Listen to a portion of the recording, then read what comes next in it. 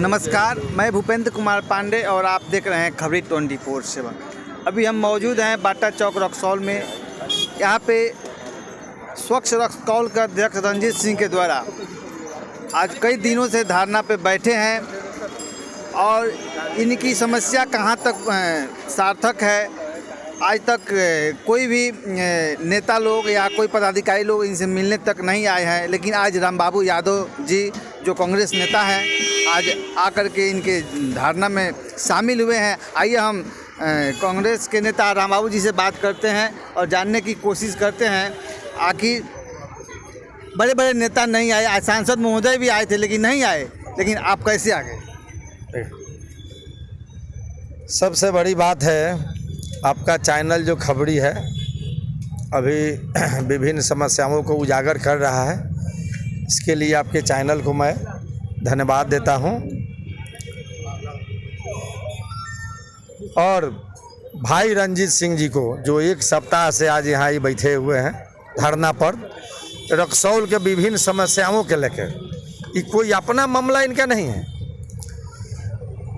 और मैं आज इनका धरना समाप्त हुआ, हमको जानकारी हुआ तो हम आए हैं, इनके समर्थन में आए हैं। और मैं पूछना चाहता हूं रक्सौल शहर वासियों से कि आप अपना जो प्रतिनिधि चुने हैं काहे के लिए चुने हैं? संसद महोदय जी आते हैं, माला पहनते हैं, भोज खाते हैं, ताली बजवा लेते हैं और चले जाते हैं। एक सप्ताह से ये आदमी बैठे हुए हैं रक्सौल के विभिन्न समस्याओं के लिए। प्रतिनिधि काहे के लिए होते हैं? समस्या को निदान करने के लिए। आप यहाँ आके पूछ भी नहीं सकते हैं, बात भी नहीं कर सकते हैं, लाजा भी नहीं आती आपको। आप आज हमने सांसद महोदय से बोला था कि रंजीत सिंह आज कई दिन से धरना पे बैठे हैं, उनकी समस्या को लेकर के आप क्या बोलना चाहते हैं? बोलेंगे नहीं सब होगा, टाइम से सब हो जाएगा। बस माला पहन लिए होंगे। टाइम कब होगा इसका? तीसरा बार वह संसद हुए हैं।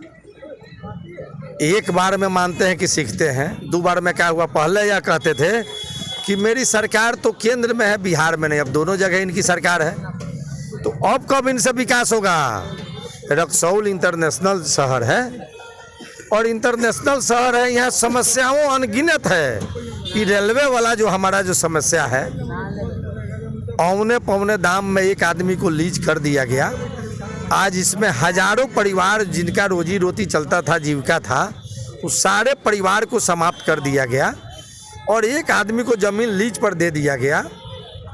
और वह ये आदमी बड़े पैमाने पर रुपया को उगाही करके 20 लाख 30 लाख रुपया लेकर और एक आदमी को दुकान दे रहा है। उसमें गरीब आदमी सकेंगे? अगर यह रेलवे प्रशासन गलत किया है तो अगर प्रतिनिधि काहे के लिए होते हैं? हमारे संसद महोदय जी काहे के लिए हैं? आप इसको रोक लगाइए, इसको जांच करवाइए, इस चीज़ को ख़त्म करवाइए। जो आज हमारे जो एक आदमी के नाम पर जो लीज हुआ है, हमारे जो गरीब मजदूर जो इसमें जो व्यवसायी जो करते थे, वो लोग को एक एक रूम दीजिए। नहीं अगर आप ऐसा कर रहे हैं तो हम तो जानेंगे समझेंगे, रक्सौल वासी तो तभी समझेंगे कि आपका इसमें मिली भगत है।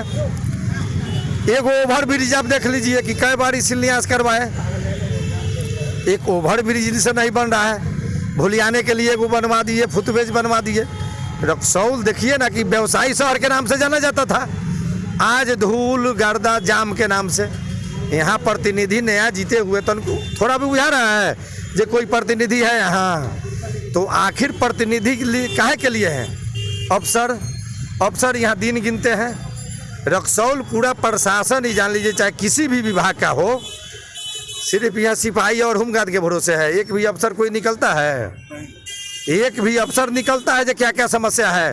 कहीं रक्सौल एनएच पर देखिए ना, रक्सौल पर मेन एनएच में बाजार है, कोरिया तोला कौड़िहार चौक, सब जगह बाजार, रोडे पर बाजार है। एक साइकिल स्टैंड है, यहाँ मोटरसाइकिल स्टैंड है। हमारे जितने भी दुकानदार हैं उनके लिए तो कम से कम साइकिल मोटरसाइकिल स्टैंड होना चाहिए। आज रंजीत सिंह जी जो है विभिन्न समस्याओं के लिए यह धरना पर बैठते हैं, लेकिन जो प्रतिनिधि लोग हैं हमारे संसद महोदय आज या और भी जो प्रतिनिधि हैं, उनको लाज शर्म भी नहीं आता है। कि हम लोग जाके वहाँ बात करें। यहाँ रक्सौल में ही जान लीजिए कई वर्षों से बगैर आंदोलन के कोई काम नहीं होता है। आंदोलन करिए तब काम होगा, और जब काम हो जाएगा, होने वाला होगा, तो ऐसे ऐसे प्रतिनिधि जो हैं हमारे संदर्भ महोदय ये लोग वाहवाही लेते हैं। काम तो शुरू हो जाने के बाद भी यदि आंदोलन नहीं किया जाता है तो उसको वहीं रोक दिया जाता है। वहीं रोक दिया जाता है, आंदोलन रोक दिया जाता है और सही काम भी नहीं होता है।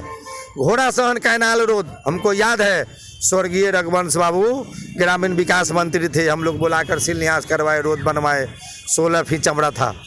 आज यो रोड जो हुआ है उसमें हम लोग पैदल मार्च किए थे, कई बार आंदोलन हुआ, सड़क बन रही है, लेकिन जानते हैं वह 16 फीट से बढ़ना चाहिए चौड़ाई, तो वह आ गया 12 फीट पर। 12 फीट में गाड़ी क्रॉसिंग भी नहीं करेगा, और उस पर इतना ज़्यादा ट्रैफिक है कि आप देखिएगा कि जब रोड बन जाएगा तो कितना एक्सीडेंट होगा उस पर। है क्लिंकर वाला देखिए। अरे हम कह रहे हैं कि भाई प्रतिनिधि जनता के लिए न होते हैं कि जनता के समस्या को हल करिए, लेकिन आप तो पूछते हैं कि ऐसा ही हमको रक्सौल वासी वोट दे देते हैं, चुनाव देते हैं जात के नाम पर, पार्टी के नाम पर, तो समस्या हल करने की क्या ज़रूरत है। इंसानियत भी तो कम से कम एक कोई चीज़ होती है। इंसानियत भी आप लोग का मर गया है। मैं माननीय लोग से मैं पूछना चाहता हूँ कि इंसानियत भी मर गया है, और आप लोग के कमी के चलते यहाँ के जितने भी पदाधिकारी हैं वो लोग भी जान लीजिए कि सही से अपना निर्वाह नहीं कर पाते हैं। एक एक यहाँ अब चले जाइए कार्यालय में भ्रष्टाचार के गंगोत्री बह रही है। साधारण से साधारण काम लोगों को नहीं हो रहा है, कठिनाइयों का सामना करना पड़ रहा है। कई दिन तक वो लोग को ऑफिस के चक्कर काटना पड़ रहा है, नहीं हो रहा है। एक दंकन हॉस्पिटल है, एम्बुलेंस फंस जाता है, मरीज फंस जाता है, जाने में कितना कठिनाइयों का सामना करना पड़ रहा है। सरकारी हॉस्पिटल देख लीजिए कितना अच्छा लोकेशन पर है। सबसे बड़ी बात है कि दाखिल खारिज में भ्रष्टाचार है। जन्म मृत्यु प्रमाण पत्र अगर बनवाना हो उसमें भी भ्रष्टाचार की गंगोत्री बह रही है। अगर कहीं घर आप बनवा रहे हैं नगर पालिका में तो उसमें जान लीजिए कि सरकारी रेट से 4 गुना आपको अलग से देना पड़ रहा है। तो यहाँ जान लीजिए कि जहाँ जब प्रतिनिधि आपका जब गड़बड़ हो जाएगा तो अफसरशाही बेलगाम हो जाएगा, भ्रष्टाचार बढ़ते जाएगा। इस सारा जवाबदेही, और मैं फिर रक्सौल वासियों को कहना चाहता हूँ कि अपना आँख और दिल दिमाग खोलिए, तब जाके ही जान लीजिए कि आपका भी बहुत पहले आप देखे होइएगा रक्सौल में दुकान के सामान को बिक दिया गया है। हम लोग जब ऊपर बात किए तब जाके उसमें कार्रवाई हुआ, अरेस्टिंग हुआ। तो हम लोग अभी जिंदा हैं। रक्सौल वासी जान लीजिए, लोग कहता है कि रक्सौल वासी मर गए हैं, नहीं, रक्सौल वासी जगते हैं और जगाते भी हैं। और आने वाला दिन में ही जान लीजिए, मैं बतला रहा हूँ कि अगर आपके माध्यम से अगर प्रशासन अगर सतर्क हो गया अभी से, नहीं तो मैं इस रोड पर हम लोग फिर अनिश्चित काल धरना देंगे और उसका सारा जवाबदेही प्रशासन को होगा। अगर जल्द से जल्दी जान लीजिए जाम का समस्या का निदान नहीं करेगा तो हम लोग रोड जाम करेंगे। राम बाबू यादव जी बड़े भाई मेरे आए और हमको समर्थन दिए, हमारी बहुत ही खुशी की बात है। रक्सौल रेलवे की समस्याओं के समाधान के लिए 15 फरवरी से लगातार जारी है, लेकिन हमारे रेल पदाधिकारी सुनने के लिए तैयार नहीं है, समझने के लिए तैयार नहीं है। एक मामूली सा शौचालय हमारी माताओं बहनों को कितनी लज्जित करती है, हमारे देश को कितना लज्जित करता है, इसका अंदाज़ा हमारे रेल पदाधिकारी नहीं समझ पा रहे हैं। हमारे रक्सौल रेलवे संपर्क संख्या 33A पे जब लाइट वेट ओवर ब्रिज बनाने का घोषणा किया गया और शिलान्यास 28 जनवरी 2019 को किया गया, उस समय बहुत खुशी हुआ था कि चलो एक छोटा झुनझुना ही सही मिल तो रहा है, बजाते रहेंगे हम लोग। लेकिन 25 माह बीत जाने के बाद भी ये लाइट वेट ओवर ब्रिज बन के तैयार नहीं हो पाया। कितनी बड़ी दुर्भाग्य की बात है, और ये कहीं ना कहीं इंगित करता है कि इसमें भी भ्रष्टाचार है। तीसरी मांग, रक्सौल स्टेशन रोड के दुकानदारों के लिए, जो दुकानदार भाई 1975 से 1996 तक लगातार रेलवे को राशि देते हैं, उन्हें बेदखल करके एक बड़े व्यापारी को दिया गया। ऐसा क्यों, जबकि एक मामूली सा रकम है 7 करोड़ रुपया। ये दुकानदार बंधुओं को देखा जाए, अगर 1500 रुपये के हिसाब से गुणा किया जाए 300 दुकानदारों का तो कम से कम 4 गुना 5 गुना होगा। तो कहीं ना कहीं इसमें भी भ्रष्टाचार दिख रहा है। चौथी मांग रक्सौल रेलवे स्टेशन से मोतिहारी के लिए ट्रेन परिचालन का, सिकटा के लिए ट्रेन परिचालन का, जो कि अभी भी नहीं हो पा रहा है, जबकि जिला मुख्यालय हमारा मोतिहारी है। यहाँ से प्रत्येक दिन हजारों लोग और आते और जाते हैं। हमारे छात्र जाते हैं, वकील भाई बंधु जाते हैं, मरीज जाते हैं इलाज कराने के लिए, जिला मुख्यालय और भी बहुत सारे कामों से लोग जाते रहते हैं। तो हमारे लिए जिला मुख्यालय जाना अनिवार्य होता है। इसके लिए हमारे भाई बंधु बस पकड़ने के लिए मोटरसाइकिल से या अभी कोई निजी वाहन से जाने की कोशिश करते हैं और बहुत सारी मुश्किलों का सामना करते हैं। इसमें ट्रेन परिचालन बहुत ही अनिवार्य है। हम बार बार विनती किए और 15 फरवरी से अभी तक लगातार हमारा आंदोलन जारी है। मंगलवार से पुनः तीसरे चरण का आंदोलन शुरू होगा। उसमें धरना प्रदर्शन के बाद आमरण अनशन भी किया जाएगा। हमारे रेल पदाधिकारी अब भी होश में हैं, अगर होश में नहीं आते हैं तो उसमें उनको होश में लाना हम लोग जानते हैं। आप 15 फरवरी से चरणबद्ध आंदोलन कर रहे हैं, क्या रेल पदाधिकारी कोई या कोई यहाँ के स्थानीय जनप्रतिनिधि आपसे मिलने आए? जनप्रतिनिधि तो कोई नहीं आए। रेल पदाधिकारी लोगों से बात हुआ, वो लोग सिर्फ झूठा आश्वासन दे रहे हैं, दूसरा कुछ नहीं। ये लोग बोल रहे हैं कि चालू हो जाएगा, चल जाएगा, करा देंगे। आज भी हमारे संवाददाता भूपेंद्र जी के द्वारा इस चीज़ को उठाया गया जब मामला को, तो हमारे सांसद संजय जायसवाल जी बोल रहे हैं कि वो बन जाएगा, समय से बन जाएगा। वो समय कब आएगा? क्या हमारे मृत्यु के बाद? उनके पिताजी इस रक्सौल रेलवे फील्ड के लिए बोले थे कि इसको खेल का मैदान बनाया जाना चाहिए। तत्कालीन रेल मंत्री नीतीश कुमार जी को पत्राचार भी किया उन्होंने, और पत्र का कॉपी भी है, दिखाया जाए।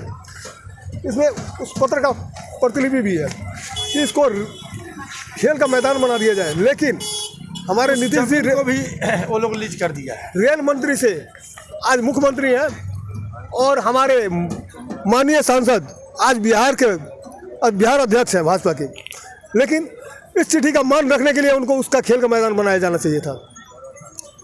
महिला दिवस के नाम पर बहुत बड़ी बड़ी बातें करते हैं हमारे नेतागण, हमारे कुछ और बड़े भाई लोग। लेकिन महिला दिवस के अवसर पर अगर वहाँ शौचालय बना दिया जाता तो हम समझते हैं वो ज़्यादा खुशी की बात होती।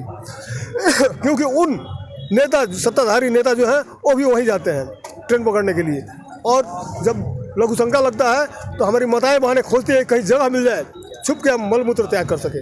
ये कितनी बड़ी दुर्भाग्य की बात है, ये हमारे रक्सौल वासियों को सोचने की बात है। चलिए, धन्यवाद।